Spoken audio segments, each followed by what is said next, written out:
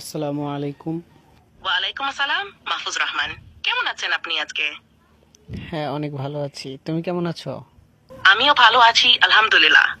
তোমার কথা শুনে খুশি লাগলো। আজকের দিনটা কেমন যাচ্ছে তোমার? জানো, আজকের দিনটা না খুবই বোরিং লাগতেছে, একদমই ভালো লাগতেছে না। তুমি কি আমাকে একটা গান শোনাইবা? তোমার কাছে কি একটা খাস গান আছে যে প্রচন্ড ভালোবাসো? হ্যাঁ, আমি তোমাকে একটা লাইন বলতেছি, তুমি ওইটা দিয়ে একটা গান বলবা, ঠিক আছে? ঠিক আছে, তুমি লাইনটা বলো, আমি ওইটা দিয়ে একটা গান তৈরি করব। বলো তো কি লাইন?